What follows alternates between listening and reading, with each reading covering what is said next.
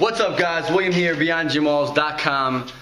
Got 3 quick points when it comes to your power, what's going to make you different than the person beside you, who may be 30 pounds heavier than you, who may look like they can do more weight than you in the gym, and what's going to be the determining factor when it comes to overall power. You can look at this video as a way that you can increase your power and your strength without actually lifting heavier weight per se. Okay, we're not in here. This is not talking about the way you train to get stronger, but it's the way that you're going to hold your body and look at and analyze the way you stand and the way you carry your weight, which in the end is going to return with heavier weight being pushed, more of a structural balance to who you are as a semi-athlete or just as the average person. Okay, so I want to show you, first I'm going to talk about one thing, and these are kind of all over the place. This is kind of something that I'm actually dealing with myself as well. So I'm doing a lot of research on it and just finding out some pretty cool stuff that you can kind of apply to your own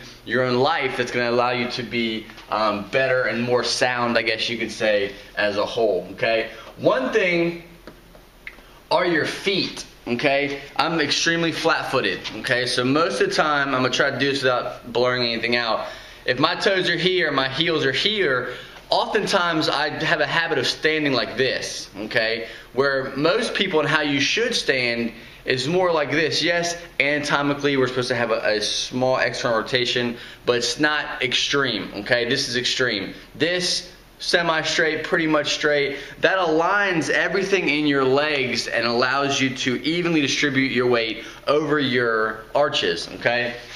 So, pay attention to the way you stand, the way you're kind of just getting water at the water fountain, hanging out at work, standing talking to friends. Pay attention to where your weight's at. Pay attention to where your toes are at. Are they pointing out and you're kind of collapsing in where your knees are buckling?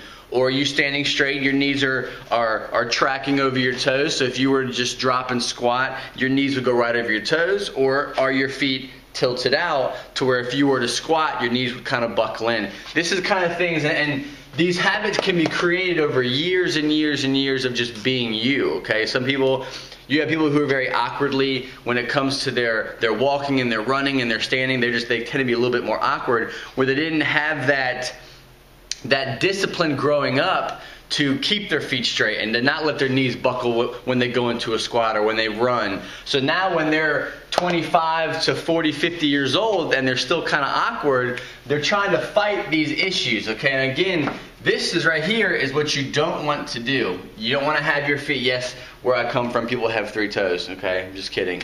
That was a joke. This is what you don't want. You don't want your feet to be tilted out, okay? As best as you can, you want to try to have your feet, and again, it's going to be kind of weird at first because you're just not used to it.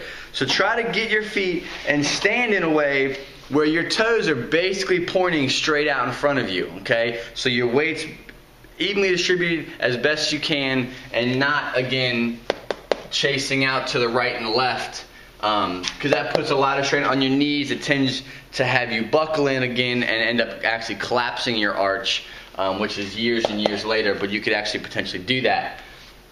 Whoa, dropped my marker. Pelvic tilt, this is another thing, okay? Now we're going to work further up the body. You have the people who have too much butt. Basically, their pelvic is tilted forward. I've talked about this before when it comes to your squat and stuff. People who have their pelvic tilted like this tend to have a kind of a chest out approach. Their butts popped out, so they don't have a structure that's going to support a more powerful drive in a squat or a more powerful pull and maybe a deadlift, because it all comes down to their posture. Okay, so their posture here, they got too much butt going on. Their body as a whole is not structurally sound. Okay. Then you could go the opposite way, not enough butt. People who have their pelvic tilted the other way, where they almost like they're in a constant slouch back, and almost like their hips are trying to be pushed forward out through their front, which is just as awkward. You're going to lose a lot of power whether you have too much butt or you have not enough butt, okay? Because again, it all comes down to your posture. If your body is off, if you're trying to, as you're pressing or as you're squatting or as you're pulling, you have to compensate because your posture over years and years of bad posture is trying to keep you from doing that. This is what's going to hold you back, okay? This can have a very big impact on the weight that you pull, the weight that you push, again, is your posture.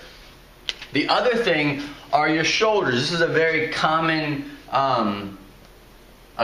issue with bros in the gym.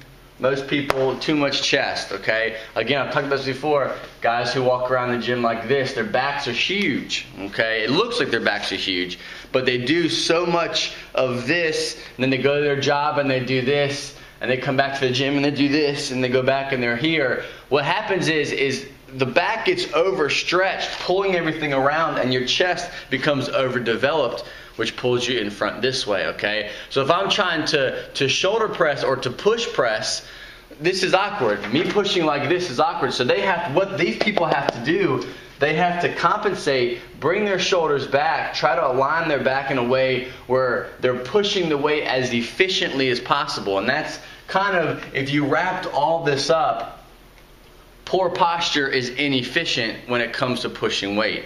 If you're able to correct your posture in these small little areas, this is going to allow you to be, your structure to be more efficient. So you standing next to a 30-pound heavier person could potentially do more weight than that person, because now you're able to efficiently handle weight over your body better than the person who's all jacked up like this and all muscle bound, who can do all this extreme weight. You're better than him because your posture is better. You carry your weight better, okay? Again, so shoulders, there's a lot of stretching you can do with this. There's a lot of just not doing so much chest. Work on your back. Do some rows, do some deadlifts, do some shrugs. They're going to pull you back more this way, and stop doing so much bench, which is going to pull you back that way. Again, there's some stretches. If you focus a lot of the stretching here, you can roll, you can stretch out. There's a lot of different things you can do to work against the years and years of you doing too much chest and pulling forward. But again, these three areas right here are the very common areas where posture becomes compromised, where power is also compromised. Power in the gym, your strength, how much weight you're moving around comes down to this. So become more efficient. Basically, that's what I'm trying to say. Get stronger and better without having to do much work. Just focus on and look at what you're doing. Where are your issues at? Check your posture. William, BeyondGymWalls.com. Click the link below if you thought this video was cool. Thanks for sharing it. See you guys later.